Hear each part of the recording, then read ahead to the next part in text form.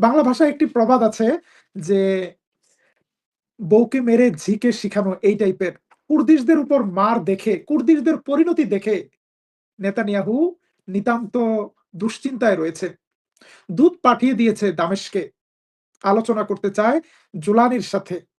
ছেড়ে দিতে চায় সিরিয়ার দখলকৃত ভূমি এবং সেনা প্রত্যাহার করতে চায়। আর আক্রমণ করবে না সিরিয়ায় সেটাও বলতে চায়। আহা! সম্পর্ক বদলে গেল এক পলকে, একটা কবিতা আছে, গান আছে সেইরকম। আজকে ইসরায়েলের সবচেয়ে বড় পত্রিকা ইয়েদিনত আহরনত জানিয়েছে সিরিয়ার সাথে আলোচনার জন্য। এমনকি সিরিয়া এর আগে যে আলোচনায় প্রস্তাব দিয়েছিল আসাদের সময় যেই যুদ্ধবিরতির সীমারেখা ছিল, মানচিত্র ছিল, সেই জায়গায় আবার ফেরত যেতে রাজি আছে নেতানিয়াহু। শুধু তাই না, তারা এখন হারমন পর্বতমালা থেকে, গোলান মালভূমি থেকে, তাদের নতুন দখলকৃত এলাকা থেকে তাদের সৈন্য প্রত্যাহার করতেও রাজি আছে। তারা শুধু গ্যারান্টি চায় যে তাদের দেশের উপর আক্রমণ হবে না। প্রিয় দর্শক, সিরিয়ার প্রেসিডেন্ট আহমেদ আল সারা ফোরাত নদীর পূর্ব দিকে সফল অপারেশনের পরে এবার সিরিয়ার নজর চলে এসেছে সোজা গোলান মালভূমিতে। গোলান মালভূমিতে যারা এতদিন বলছেন যে জুলানি কেন গোলানের দিকে আসে না, জুলানি আবেগে চলে না। জুলানি একটি যুদ্ধের পরিকল্পনার মাধ্যমে ধীরে, ধীরে এগুচ্ছে। জুলানির পাশে তুরস্ক আছে। একটা বড় আকল, একটা ব্রেন একসাথে কাজ করছে। এবং আজকে সিরিয়ার ভেতরে যে আনন্দ, সে আনন্দ দেখা যাচ্ছে সিরিয়ার দামেস্ক সহ বিভিন্ন জায়গাতে।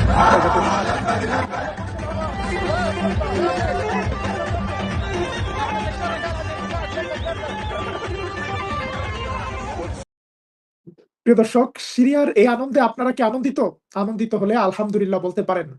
আমরা আমরা দেখেছি ইরানের মধ্যে যখন আমেরিকার ষড়যন্ত্র ব্যর্থ হয়েছে, আমরা সেই সংবাদগুলো আনন্দের সাথে আপনাদেরকে দিয়েছি। আমরা কোনো নিরপেক্ষতার ভান করিনি। হক এবং বাতিলের লড়াইয়ে আমরা হকের পক্ষে ছিলাম। কিন্তু আশ্চর্যের বিষয় যে সিরিয়ার আজকের এই বিজয়ে ইরানি মিডিয়াতে কোনো উচ্ছ্বাস দেখবেন না। ইরান এখনো পূর্বের ভুল করছে। তারা বাশার আল আসাদের প্রেম, প্রীতি, পরকীয়া ভুলতে পারছে না। এই ইরান কুর্দিশদের হাতে ড্রোন তুলে দিয়েছিল, যেই ড্রোনে সিরিয়ার অনেক সৈন্য মারা গিয়েছে। অথচ এই কুর্দিশরা আমেরিকার কথা শুনে কিছুদিন আগে সিরিয়ায় বিক্ষোভে যোগ দিয়েছিল অস্ত্রসহ। এই কুর্দিশরা ইরানের সেনাদেরকে হত্যা করেছে। আল্লাহ তাআলা ইরানের এই ধরনের মানুষদেরকে হেদায়েত দান করুক। শত্রু মিত্র বোঝার তৌফিক দান করুক। আমরা ইরানীদের নিয়ে খুব বেশি চিন্তা করি না। ইরান নিয়ে আমাদের যতটুকু বলা দরকার ততটুকু বলেছি, আপনারা দেখেছেন। আমাদের চিন্তা গাজা নিয়ে, আমাদের চিন্তা ফিলিস্তিন নিয়ে।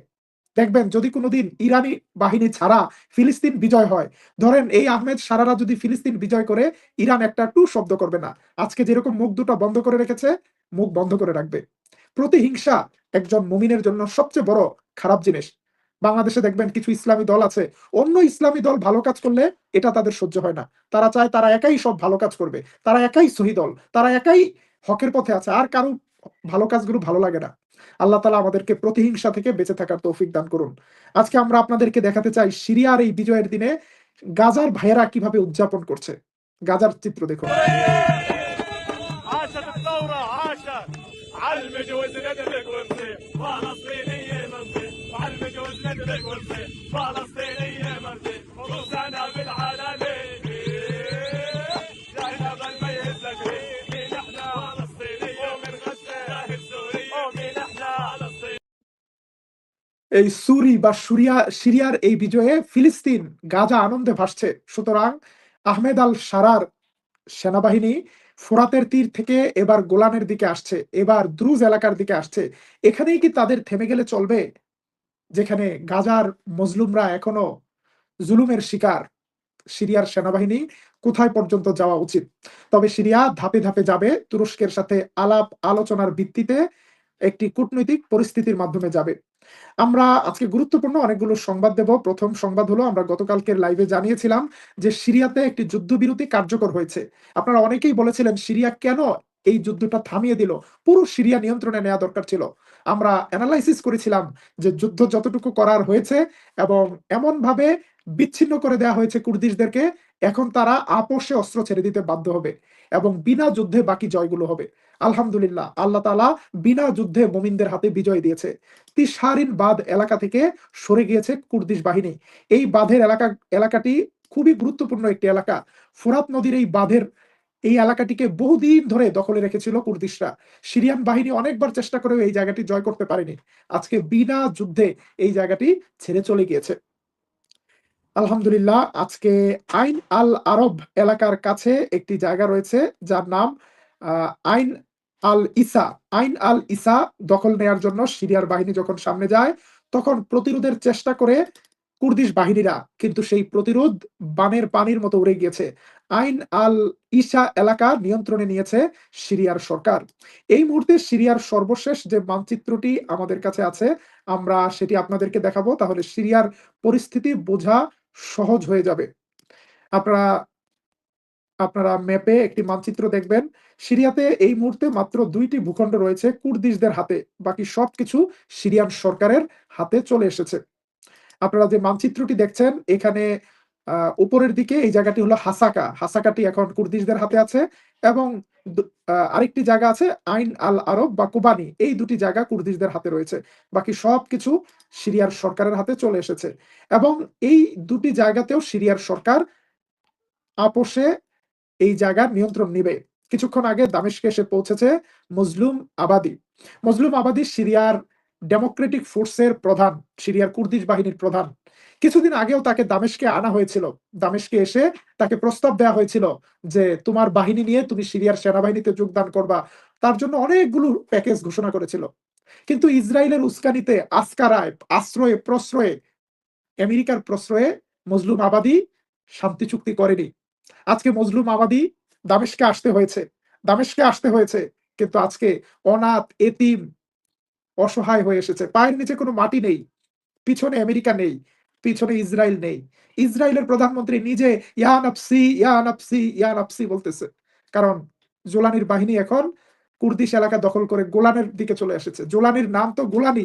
জোলানির বাপ-দাদা ১৪ গোষ্ঠীর বাড়ি হলো গোলান মালভূমিতে। জোলানির পরিবারকে উচ্ছেদ করা হয়েছিল গোলান মালভূমি থেকে। তারা চলে গিয়েছিল সৌদি আরবে। এবং জোলানি যদি আগামী দিন বলে যে আমার বাপ-দাদার ভিটায় ফেরত যেতে চাই, নেতানিয়াহু কি করবে সেটা নিয়েই নেতানিয়াহু হিসাব নিকাশ করছে। সেজন্য জোলানি কিছু বলার আগেই আগে বলছে যে আমরা ছেড়ে দিতে চাই তোমাদের দখল করা ভূখণ্ডগুলো। আমরা হারমোন পর্বতমালা থেকেও সরে যাব। অথচ অহংকারী নেতানিয়াহু কিছুদিন আগে বলেছিল, নেতানিয়াহুর প্রতিরক্ষা মন্ত্রী বলেছিল যে আমরা কোনদিন কিয়ামত পর্যন্ত হারমোন পর্বতমালা ছাড়বো না। সিরিয়ার ভিতরে যা দখল করছি ছাড়বো না। মামার বাড়ির আবদার। তাদের জন্য প্রস্তুত হচ্ছে আরেকটি বিশেষ বাহিনী এবং বিশেষ কৌশল। আজকে তুরস্কের পররাষ্ট্রমন্ত্রী হাকান ফিদান কিছুক্ষণ আগে কথা বলেছেন সৌদি আরবের পররাষ্ট্রমন্ত্রীর সাথে, জর্ডানের পররাষ্ট্রমন্ত্রীর সাথে, মিশরের পররাষ্ট্রমন্ত্রীর সাথে পুরো এলাকা নিয়ে একটি নতুন পরিকল্পনা নেওয়া হচ্ছে। এবং আপনারা জানবেন যে গাজায় যে শান্তি প্রতিষ্ঠার জন্য নতুন কমিটি করা হয়েছে সেখানে ২টি মুসলিম দেশ যুক্ত হয়েছে। একটি কাতার, একটি তুরস্ক। এবং এই জায়গায় আমেরিকা নাকি নেতানিয়াহুকে জানায়ও নাই যে এখানে তুরস্ক এবং কাতারকে অন্তর্ভুক্ত করা হয়েছে। আমেরিকা নেতানিয়াহুকে আর পাত্তা দিচ্ছে না। নেতানিয়াহুকে বলছে, নেতানিয়াহু আমি মধ্যপ্রাচ্যের ফাইলটা এরদোয়ানের হাতে দিয়েছি। বেশি বাড়াবাড়ি করো না। এরদোয়ানকে আমি বিশ্বাস করি। এরদোয়ান শান্তি প্রতিষ্ঠা করতে পারবে। আমি গ্রিনল্যান্ড নিয়ে ব্যস্ত, ভেনেজুয়েলা নিয়ে ব্যস্ত, রাশিয়া নিয়ে ব্যস্ত। আমার অনেক কাজ। তুমি একটু চুপচাপ এরদোয়ান কিভাবে বলে সেই বিষয়টা শোনো। প্রিয় দর্শক, এখন পর্যন্ত সিরিয়াতে এত কিছু হয়ে গিয়েছে কিন্তু এরদোয়ান কিন্তু দামেস্কে আসেনি। এরদোয়ানের একটি ওয়াদা ছিল দামেস্কে আসার। এরদোয়ানের একটি জিদ ছিল দামেস্কে আসার। সেটা ছিল তুরস্কের সেকুলার বিরোধী দল আ জেহেপের প্রতি। জেহেপে এরদোয়ানকে টিটকারি করত। কোথায়? এরদোয়ানের বাহিনী তোমরা না শাম দখল করবে? তোমরা না বাশার আল আসাদকে ফেরত পাঠাবে? বাদ দাও এইসব। আসো বাশার আল আসাদের সাথে যেয়ে একটা আলোচনা করো। তুরস্ক থেকে সিরিয়ার রিফিউজিদেরকে বের করে দাও। এই ধরনের কথা বলতো। সেদিন এরদোয়ান বলেছিল যে এমন একটা দিন আসবে যেই দিন এই জেহেপে মুখ দেখানোর মতো কিছু থাকবে না।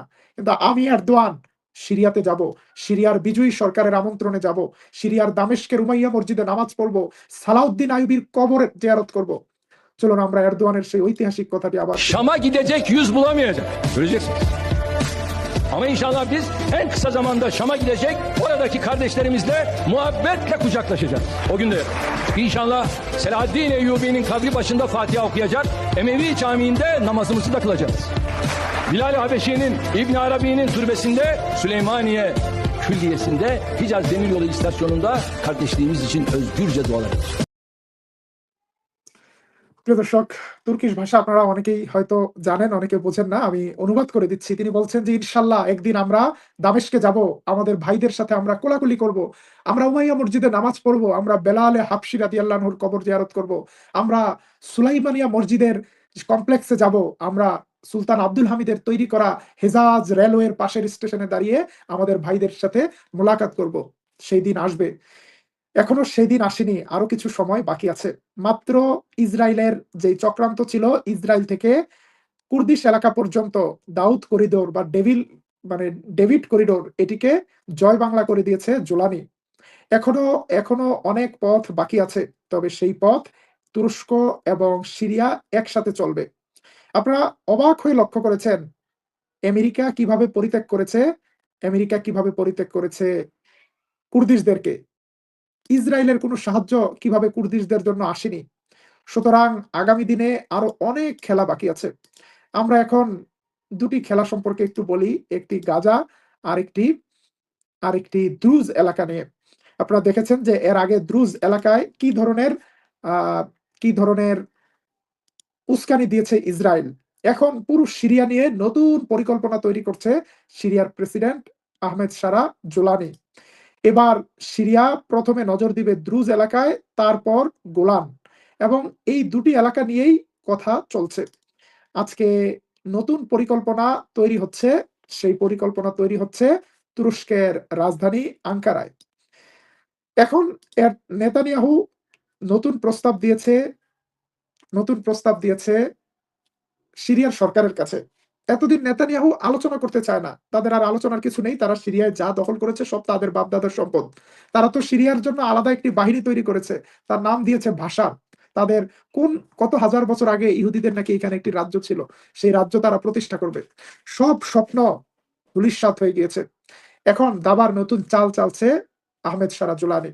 জুলানি বলছে, "ঠিক আছে, ঠিক আছে। আমরা গোলান থেকে তোমরা সরে যাবা, সেটাতে আলোচনা আসছি। তার আগে আমাদের কিছু কথা আছে। ১ নাম্বার কথা, দ্রুজ এলাকায় সিরিয়ান সেনাবাহিনী অপারেশন চালালে নেতানিয়াহু তুমি মুখ বন্ধ করে রাখবা। কোন কথা নেই। This is the land of Syrian people. It belongs to Syrian people." এবং বলছে যে দ্রুজদের পেছন থেকে পুরোপুরি সরে যেতে হবে। দ্রুজদের বিষয়ে ইসরায়েলের কোন সে থাকবে না। যদি কথা ঠিক থাকে তাহলে আমরা গোলান মালভূমি নিয়ে একটি চুক্তি করব। আমরা চিন্তা করব তোমাদেরকে কিভাবে নিরাপত্তা দেয়া যায়। তবে সবার আগে আমাদের দেশের অখণ্ডতা, আমাদের দেশের মানচিত্র একসাথে হতে হবে।